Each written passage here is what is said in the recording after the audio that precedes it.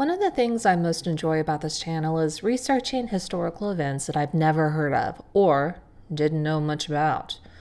What came to be known as the Ludlow Massacre. I've heard of it in passing, but I didn't know what it was truly about. And like most things, it's not an easy story that gets wrapped up in a pretty bow. There is so much more to this story than I'm able to provide to you here, so if you find it interesting, there is a wealth of information out there to take a gander at. Colorado miners in parts of the state affiliated with the United Mine Workers of America Union had gone on strike about 8 months earlier at this point. They were striking for a living wage, tolerable working conditions, and recognition of their union. Unfortunately, things had now escalated, hence why we're talking about them today. Militia was guarding the area, apparently hired by the coal operator or by the state, or both, along with mine guards. Their presence was not helping matters. Ludlow, Colorado, Sunday, April 19, 1914. It was said that the strikers were playing a ball game. Militiamen watching the game would claim that the wives of the strikers began attacking them, and all hell broke loose. That night and into Monday, April 20th, Ludlow was swept in fire and bullets. Some of the women and children of the miners had escaped to the railroad station to find shelter, but militia soldiers rained down bullets. Major Hamrock, in charge of the militiamen, would say that the strikers had ambushed their men. Throughout that Monday, the fighting continued over a 3-square-mile area. The strikers behind an embankment of the Colorado and Southern Railroad. Communication wires out of Ludlow cut.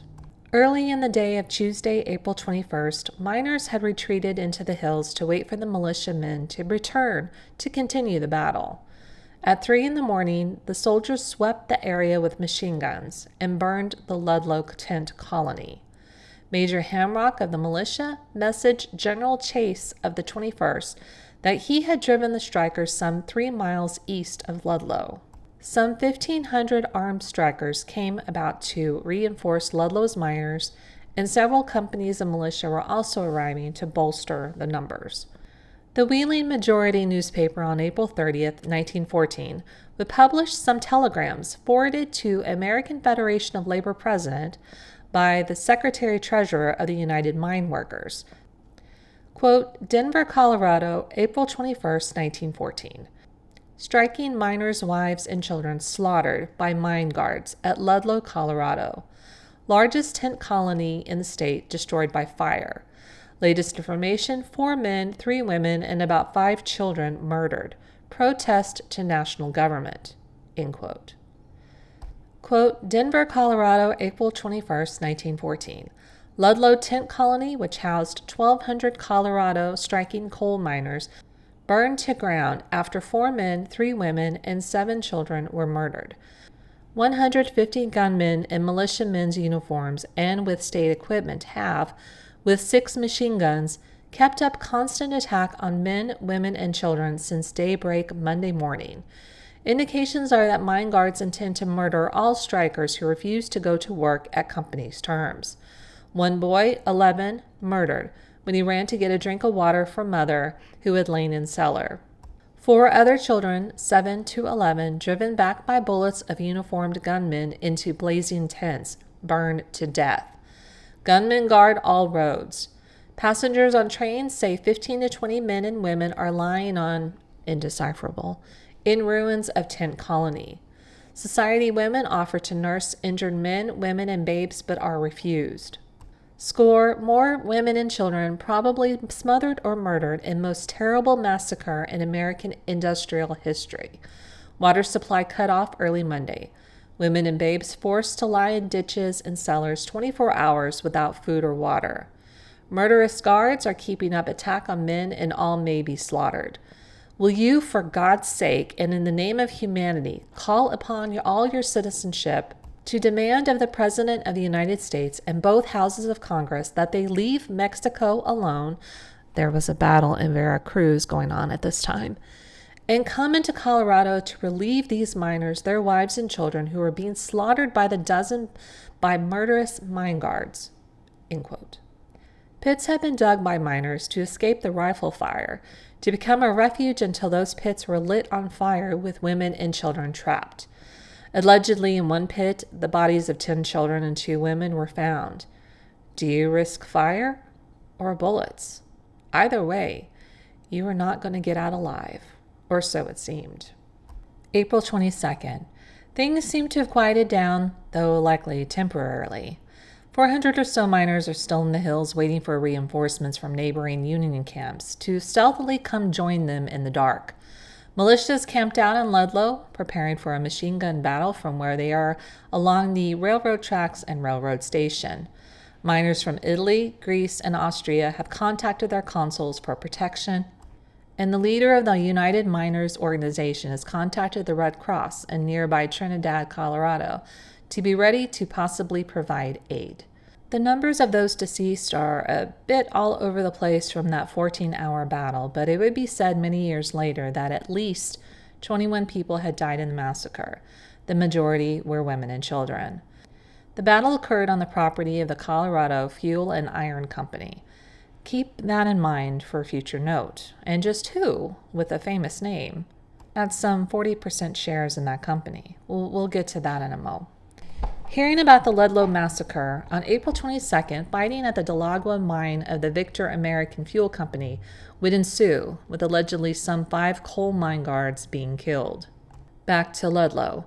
Local sheriffs and deputies are trying to get to Ludlow, but without much luck, particularly if they're in a vehicle, for fear of being shot at. In Trinidad, 15 miles away, residents are keeping themselves at home. No one is in the streets. As part of the anger over what had happened in Ludlow, at the Empire Mine near Aguilar, armed strikers trapped some 24 people into a shaft house and burned it.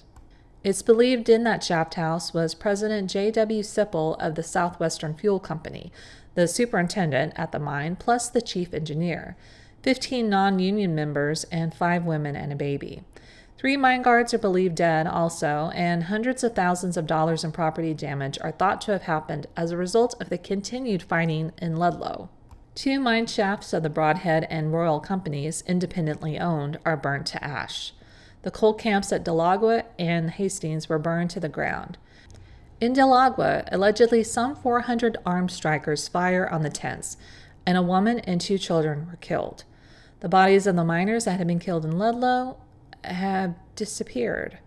What became of the bodies is not known, but that has just fueled the fire of all the miner strikers' anger. Strikers believe that the bodies were obliterated by dynamite and then disposed of by the militia. The machine guns the militia holds have kept the strikers from going to what remains of the Ludlow tent colony. The head of the union, John Lawson, says that he heard dynamite explosions. Delagua and Aguilar were not the only sites of battle, but also Black Hills, where gunfire had been exchanged at long range by the strikers and the militia with machine guns. Major Hamrock, head of the militia/state troops, says that the remains of the camp are undisturbed and that 15 bodies, 13 women and children, are in one spot. Mayor of nearby Trinidad is calling on Washington to bring in federal troops. Union leaders say that they have evidence that the militia surrounding Ludlow had used dynamite to destroy the bodies and to conceal the actual number of dead. Now, at this point in time was the situation in Veracruz, Mexico, where Veracruz was occupied by U.S. Marines and sailors. Colorado senators were pointing out that there were a lot more problems in their state than there was in Mexico. Senator Thomas of Colorado would say, quote, "I fear that Mexico will not be the only country torn by civil dissensions if we don't find a way to stop the terrible conditions now existing in this country involving the relations of capital and labor. A man is fundamentally lacking in something who can view without emotion the killing of women and children." End quote. Telegrams from minor unions were ready at the Senate, including this one read by Senator Kenyon of Iowa. Quote, "In the name of humanity and for the preservation of our American liberties, we urge and demand as American citizens that the federal government protect our fellow mine workers and their families in Colorado. This butchery instigated by the moneyed power operated in Colorado is a disgrace to our American civilization." End quote. So, Who was the so-called butcher with the moneyed power in Colorado? Glad you asked. It was John D. Rockefeller, Jr. Mrs. Mary C.C. Bradford of the Women's Peace Association would state, quote, "While Colorado is disgracing herself in the eyes of the world, the man who is responsible sits in his office in New York City. He is John D. Rockefeller, Jr. His statements before the Congress Committee not only emboldened the weak and criminally disposed soldiers in the state, but they caused the miners to arm for war to the death because they realized what his remarks would bring forth." End quote. The company that hired the militia? Colorado Fuel and Iron Company. Who owns a part of that company? Rockefeller Jr. More about him later. Back to Ludlow and the tent colony of the Miners' Union, where 818 people had lived. The tent colony that had burned, where the bodies of women and children were riddled with bullets and then burned. The massacre was at the hands of the gunmen wearing the clothing of the Colorado State Militia, but hired by Colorado Fuel and Iron Company, utilizing machine guns that were brought to Colorado strictly for use by the coal companies. We're getting some of the miners and their families' side of things now on April 24th. Mrs. Marcellini Padragon saw her 2 babies suffocate in the ruins of her tent home. Mrs. Frank Snyder grieves for the loss of William, her oldest son, 11, who ventured out of his father's safety cellar to get a drink for his famished brothers and sisters and fell dead. Mrs. Snyder would say that the shooting started when Louis PICS, Greek leader at the tent colony, protested because the uniformed gunmen trained 3 machine guns on the tent colony. Quote, "Louis told them not to point their guns at the women and children. Sunday they tried to break up a ball game our men were playing, and some of the men got mad and chased them away. That is why they set up the guns, and it was then that Louis objected. Then they cursed him and fired at him. He fell down dead. That was early Monday. Our men all went mad then and got what guns they had and started after the gunmen. Our men were on one side of the tents and the gunmen on the other. All of us, women and children, ran down into the cellars, which were dug a long time ago, when the gunmen first came down here and threatened us with rifles and machine guns. All day long we lay down there without anything to eat or drink. I had 6 children, the oldest 11, and they all cried. All through the camp we could hear women shrieking and calling to God and the Virgin to come and save their children. The firing continued and the bullets whistled over us hour after hour. And after a while I heard a woman cursing terribly. Later I heard that she had had her hand shot off at the wrist when she reached up from her cellar and tried to get a pail of water to give her children a drink. My children begged me for water. And finally, little William, he was my oldest boy, said he was going to get them a drink. So he climbed up out of the cellar and he never came back. I know now that a bullet tore his head all away. I should have gone for the water myself, but I had to stay with the babies. Just when it was beginning to get dark, the gunmen dashed in among the tents and set fire to some of them. Our tents were all close together, and the fire spread fast. All the time they kept shooting into the tents, although they knew our men with their guns were all away up at the hills. I took my children and ran to a deep arroyo, where there were about 50 other women and babies. Lots of the others, though, were afraid to come out of their cellars, and they suffocated under the burning floors and sidewalls which had been built up of boards. I don't see how any men could kill little children like my William, and then other poor little things who were shot or burned." End quote. The man who led the militia at the start of the battle was Lieutenant Linderfelt of the Colorado National Guard. Mr. Feltz, a detective, told the Congressional Investigation Committee that Linderfelt had actually operated a machine gun for the coal mine owners during the early days of the strike. According to witnesses, Linderfelt had boasted that he would get Louis PICS, Greek man and the Ludlow strike leader, and that Linderfelt would wipe out the colony there someday. That committee had twice already asked Governor Ammons to remove Linderfelt, and Ammons wouldn't do it. Louis PICS had been one of the ones killed in the Ludlow Massacre. An explanation of the tent colonies. When the strike started, the miners fully expected to be evicted from the mine company housing, so they had bought their own tents and set them up on property that they had leased themselves. This way, they were on their own property and could legally not be evicted or messed with. However, quote, "They found that the poor and oppressed have no legal rights as against the oppressors." From the start, the tent colonies have been the subject of depredations by soldiers and gunmen. Time and again, the tent colonies have been shot up in the night.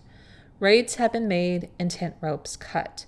Wells have been fouled, and this in a country where water is as precious as gold." End quote. From the Daybook, April 24th, 1914.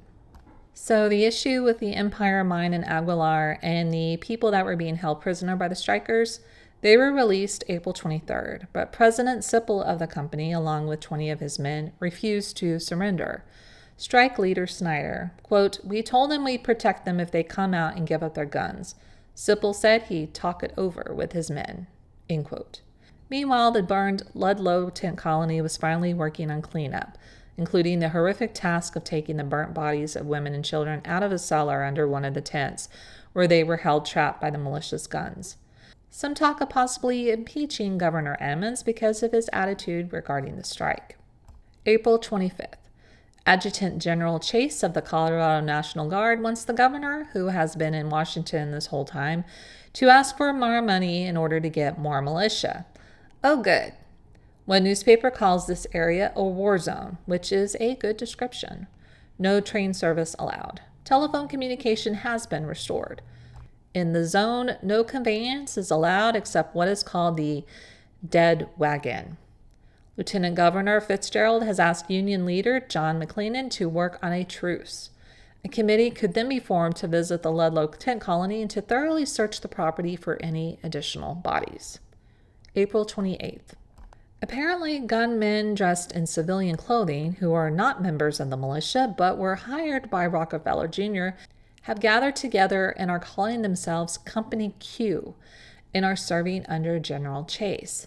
They are located at the militia camps to be fed at the expense of the state of Colorado, even though they are not paid by the state.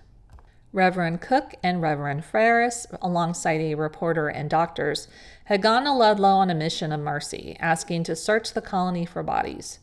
The ministers were barred on orders from General Chase. General Chase even went a step further to say they had come to Ludlow under the flag of the Red Cross when they had no right to use the flag, and went even further to say that the reverends were, quote, damned liars, end quote. Allegedly, those serving under Chase thinks he ain't dealing with a full deck, or in my opinion, has no plans to go to heaven, and would like to have a repeat of the massacre if he could. According to a special correspondent, Edward Evans, Chase's militia have looted the Ludlow colony, stealing whatever's left and putting it in their own quarters, kicking open trunks that were not burned, and throwing the contents around. April 28th. People are begging for the governor to call for federal troops. What does the governor do? He issues a call for more militia volunteers, declaring martial law. April 29th. Upton Sinclair, famed author, along with his wife and 3 other women, were arrested for demonstrating in front of the New York office of John D. Rockefeller Jr. What were they demonstrating against? What we've been talking about for a while. They were taken to the Old Slip police station. Upton's wife was released. The other women and Upton were placed in cells while they waited to be arraigned. One of them was Mrs. Freeman, an English suffragette who had been in jail once with Mrs. Pankhurst, who I believe is the same Mrs. Pankhurst we've talked about briefly before. She was the editor of the Suffragette magazine. Upton would say, quote, "I wasn't doing a thing, but walking up and down in the street with a piece of crepe on my arm. A policeman stopped me and said that if I did not stop walking, I would have to go along with him.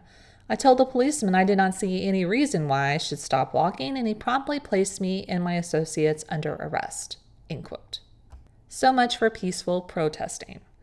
May 2nd, the federal government, specifically the U.S. Cavalry, took over control of Ludlow.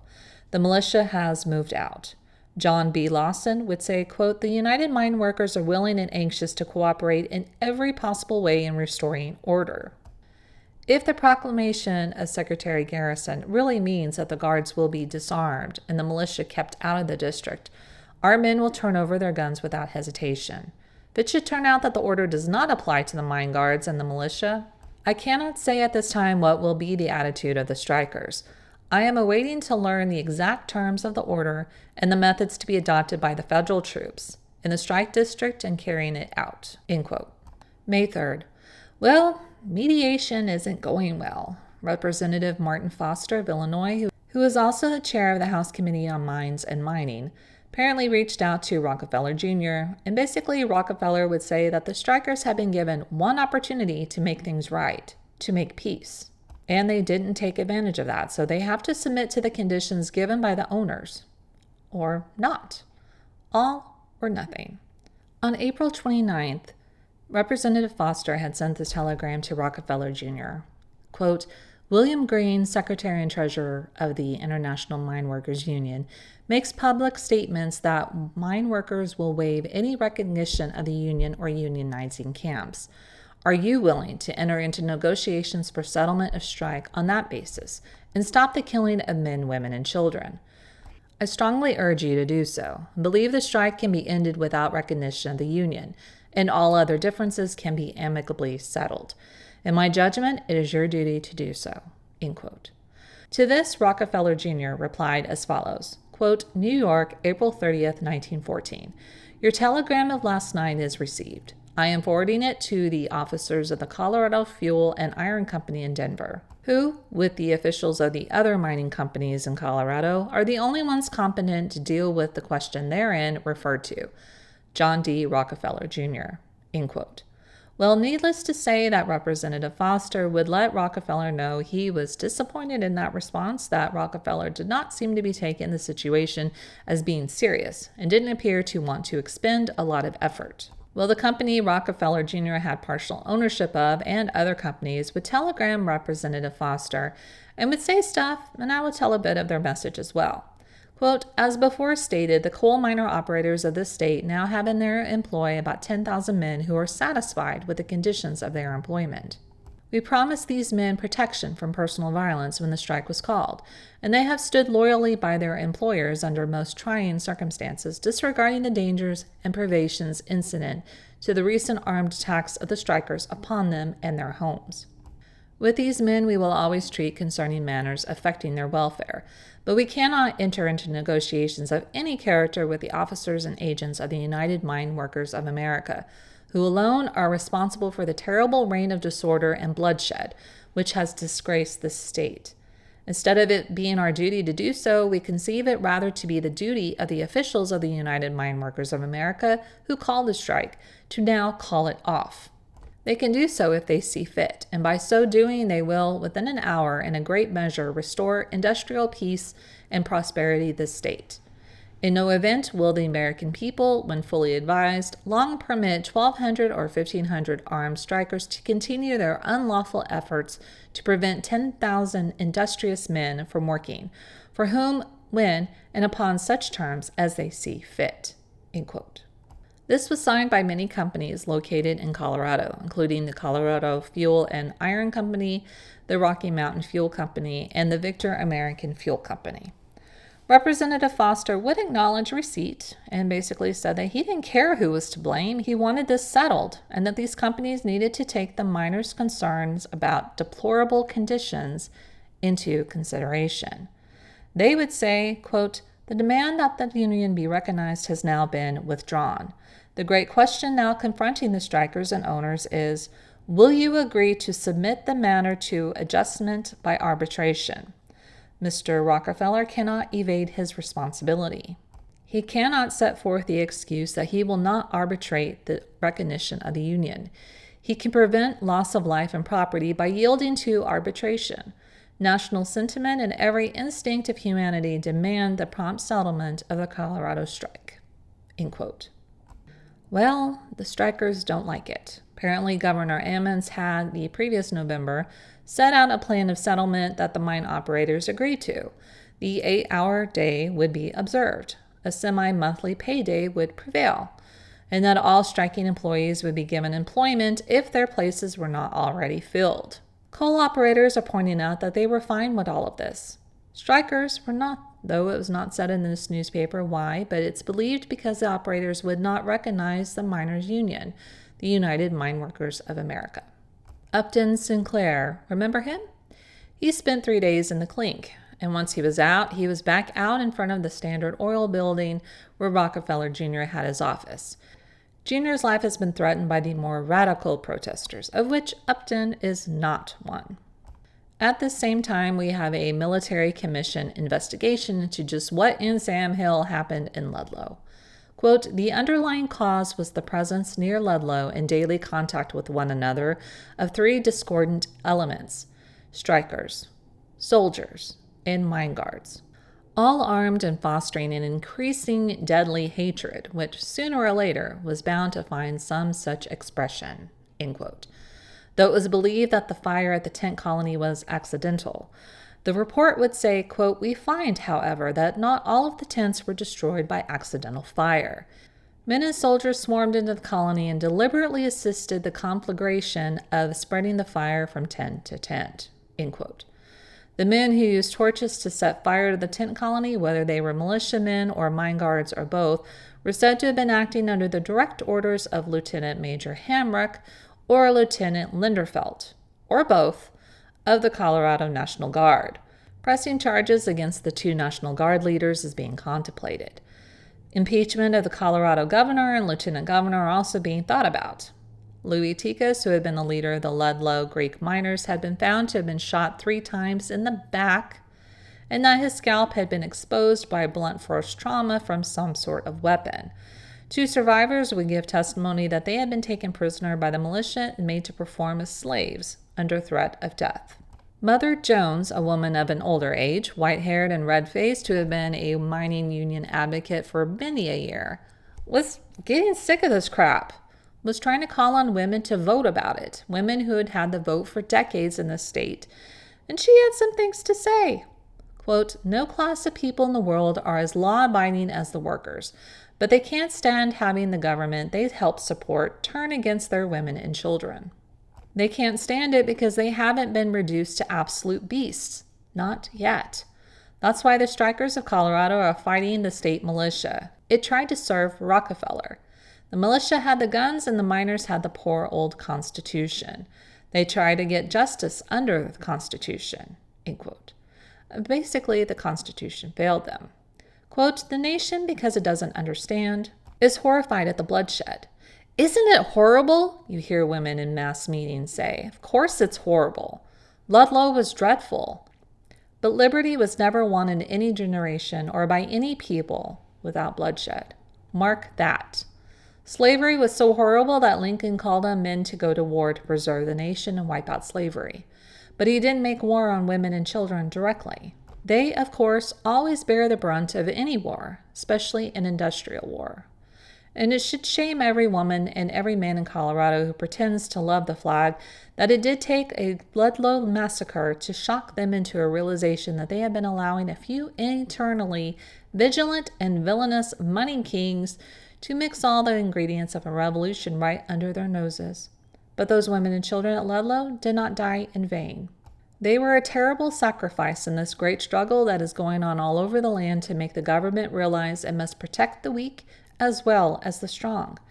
And, knowing that the working people mean business, the legislators, the governors, the senators, the congressmen, and the presidents will pay more and more attention to the many at the bottom instead of fawning before the few at the top.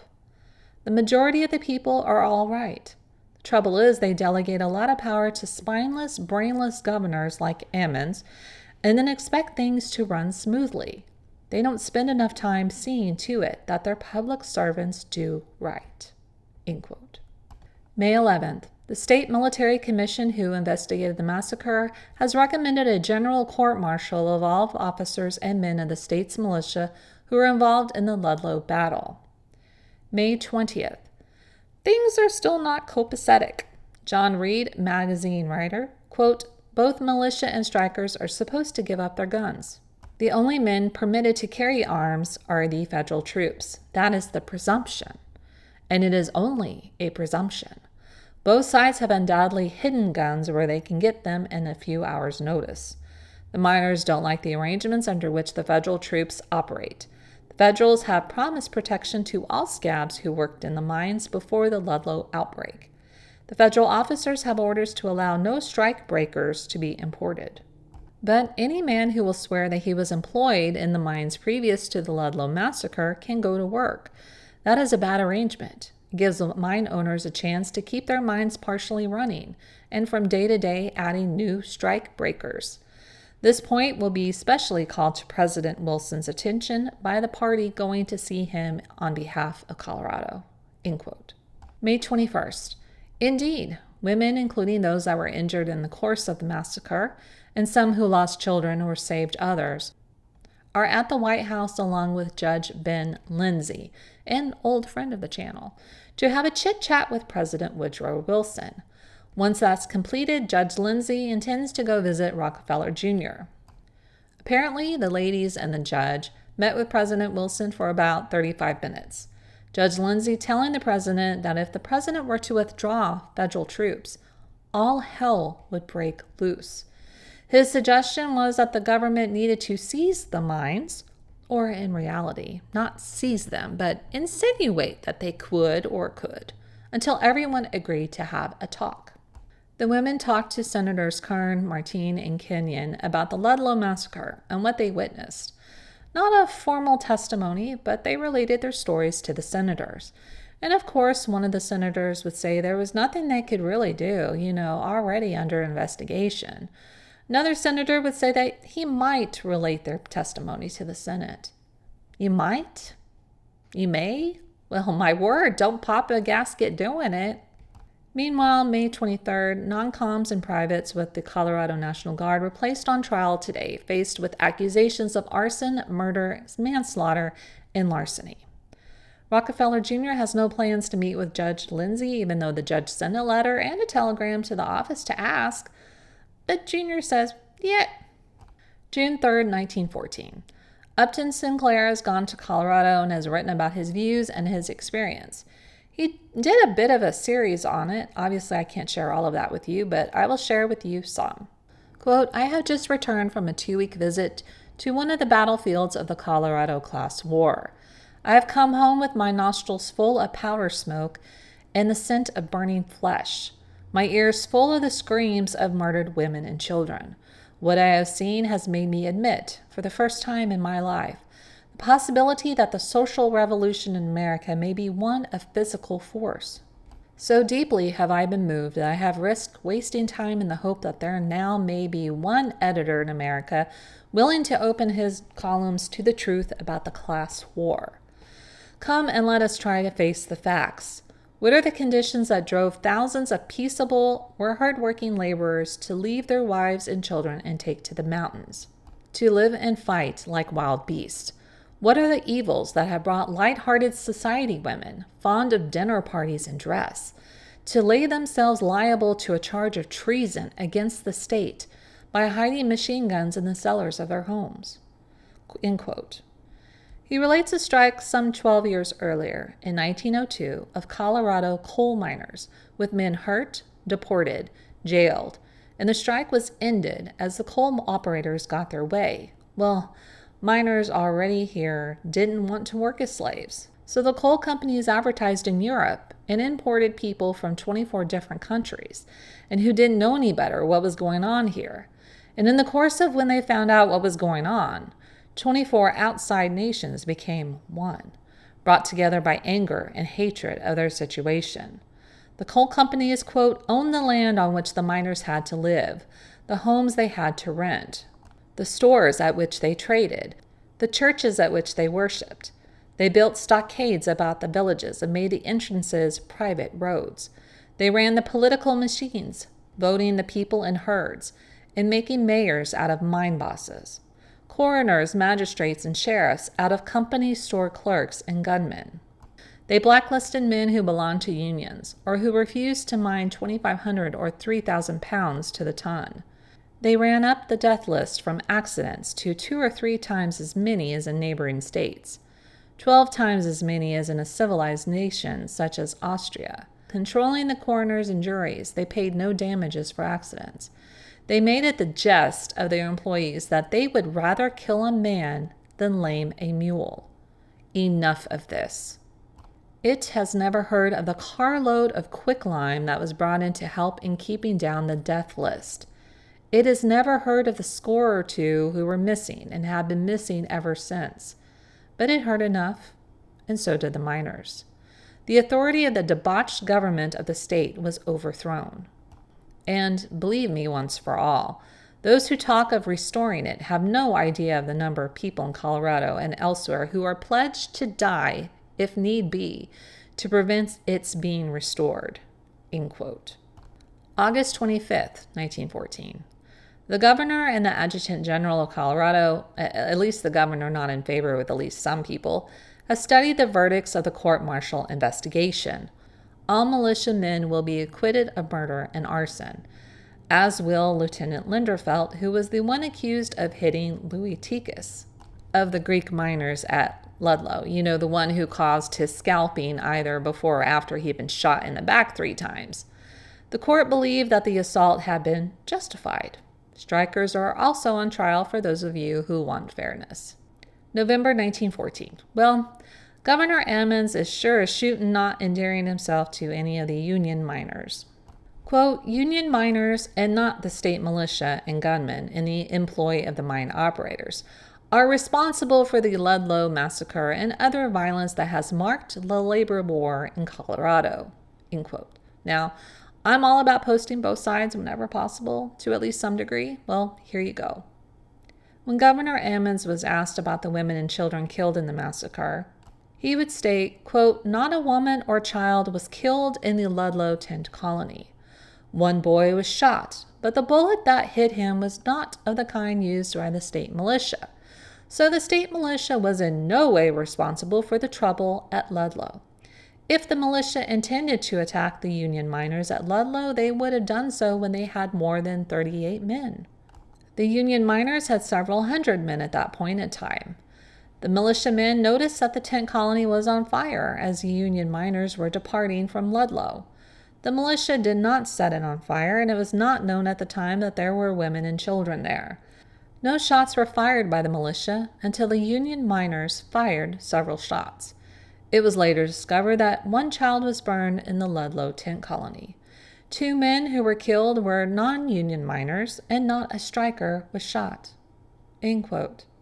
When the governor was asked if the miners were justified in their wants, quote, "I decline to express an opinion.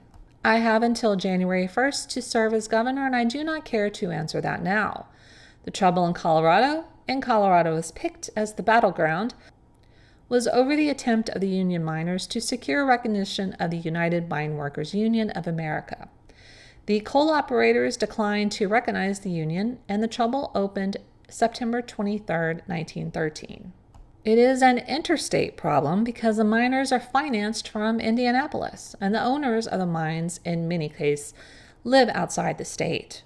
John D. Rockefeller is said to have a big interest in the mines. For these reasons, I attempted to obtain a settlement in a conference in Washington. My efforts failed even after Secretary of Labor Wilson had come to Colorado. As late as October last year, I had hopes of a settlement. Eventually, I adopted a law enforcement policy, and any man desiring to go to work was allowed to do so. But they were told that there was a strike on. The Union miners engaged in picketing, although there is a law against it. The miners had as many gunmen as the mine operators, although the strikers hollered about gunmen." End quote. The editor of the Milwaukee Leader newspaper would add this to this story. Quote, "The reports of various bodies that investigated in Ludlow after the massacre all declare that a number of bodies of women and children were taken from the ruins, whom somebody must have killed." Editor, the Leader. End quote. April 1915. The Tide would start trying to look at Rockefeller Jr. more directly, calling him the brains of the strike, even though he has said that he kept his hands off of the situation. May 5th, 1915. John Lawson, Colorado strike coal leader, was convicted of murder. His wife would say, quote, "My daughter and I have not lost confidence. They never will send him to the penitentiary. This will be put aside. Why, I am entirely familiar with every side of the case, and the verdict is an outrage. My husband was 12 miles from where the deputy was killed that day. I am astounded over the verdict." End quote. May 22nd. Chairman Walsh of the Industrial Relations Committee questioned Rockefeller Jr., but was unable to get Rockefeller to admit having had any responsibility in the Ludlow Massacre. Walsh asked Rockefeller if he was knowledgeable of what had happened in detail at the massacre. Rockefeller would say he had no detailed knowledge. Pretty much it seemed like Walsh made no real indentations into Rockefeller. July 21st, 1915. A.M. Stevenson, former Republican National Committee man, asked Governor Carlson of Colorado, yeah, we have a different guy now, Ammons did leave office in January 1915, to call off the prosecution of 1,000 or so men who had been indicted. I'm assuming these were all of the mine strikers. He also said that John Lawson had not been given a fair trial. Quote, John D. Rockefeller Jr. does not know the real facts of the Colorado situation, and these conditions would not exist if he knew them. I do not think he is in sympathy with these prosecutions. They are a grave mistake. Most people think, and I believe with reason, that many of the miners are not getting a fair trial. End quote. September 1915. So it would take a bit of time from the time of the massacre, but when your own reputation is being massacred, what do? You get yourself a really good public relations person and figure out how to get yourself out of the armadillo hole you dug yourself into. So what did Rockefeller Jr. do? He went west. And as you can see from this headline, not everyone was impressed. Some called him out for it. Regardless, he went to visit the properties owned by the Colorado Fuel and Iron Company. The night before, he arrived in nearby Trinidad, Colorado. 3 newspapers who liked him were notified that he would be touring the camps. Reporters and photographers were there to greet him, along with whatever dignitaries were about. He visited the coal camps every day. Wanted to meet with all of the miners. Met all of the women and children. Met the strike breakers, men who were brought in to replace the Union men. Rockefeller stood on the hill where machine guns swathed across the miners' colony and had the massacre explained to him. He talked to miners' wives about how much food cost, what kind of food did they have, and did they have enough. He ate with the miners, lectured children in schools about obeying their teachers. He spent 10 minutes digging coal, slept in a mine boss's house. He drove over a road that just happened to have been built with a $100,000 donation from the Rockefeller Foundation. For all intents and purposes, all this did seem to help his rep a bit. October 4th, 1916. United Mine Workers Union reports that there are now 33 local unions in Colorado, as compared with 5 at the time of the strike. The miners secured without a strike the concession of the mine run system, which ensures payment for all coal mined, and also a 5 to 15% increase in wages. United Mine Workers President John P. White and his colleagues secured recognition of the union, an 8-hour day with 9 hours pay, and an increase in wages approximating 10%. All these advances were secured without stopping work for a single day. President Woodrow Wilson, I don't know what he was generally thought of as a president, but he did bring us some things that still continue today. The child labor law, workers' compensation, the 8-hour workday, creation of a Department of Labor, a labor man in the president's cabinet, just to name a few. What would happen to John Lawson? June 1917, the state Supreme Court would reverse his conviction. They did not want a new trial, and that there would be no further prosecutions made against him in this manner. But you want to hear some shady stuff?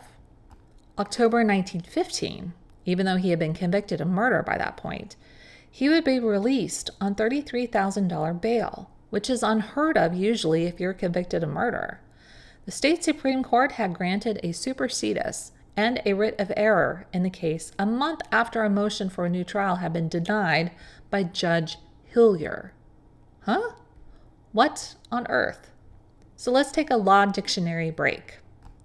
A writ of supersedis is a legal document or bond that halts the enforcement of a judgment or order, typically pending an appeal.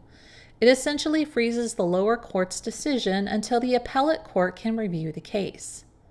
Writ of error.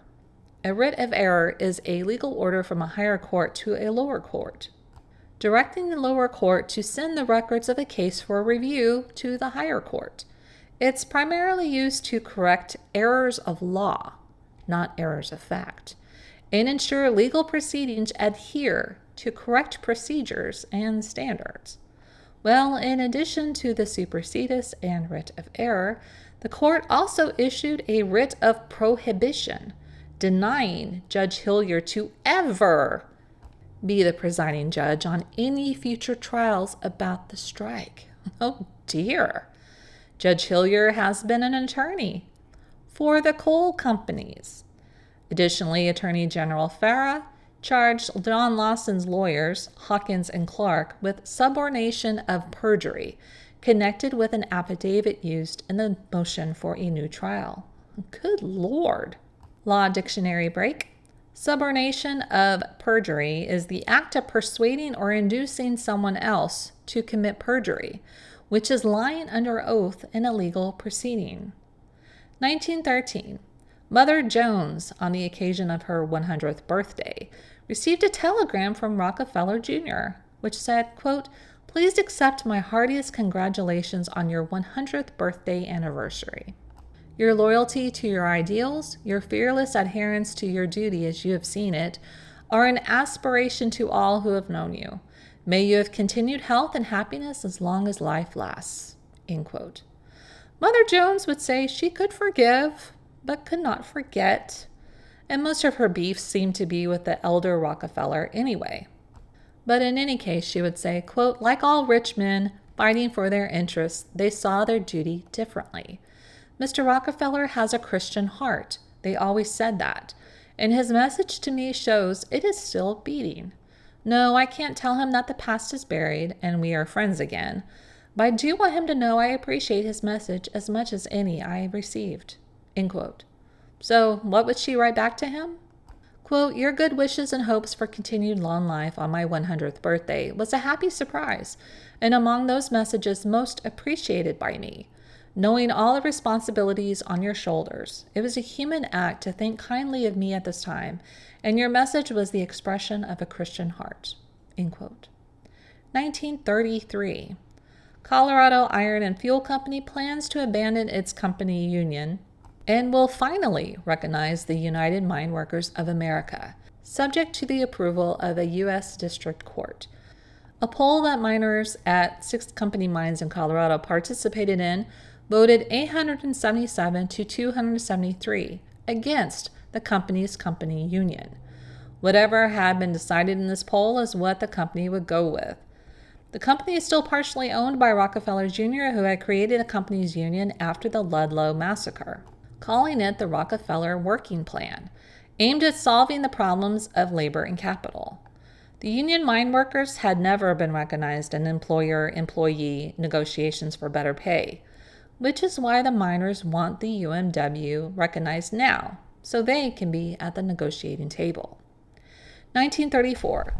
The United Mine Workers would announce that they had negotiated millions of dollars in increased wages, now have a 35-hour work week, specifically 7-hour days, 5 days a week, a decrease in dual union malcontents, and 92% of the men who work in the mines are in the UMW union.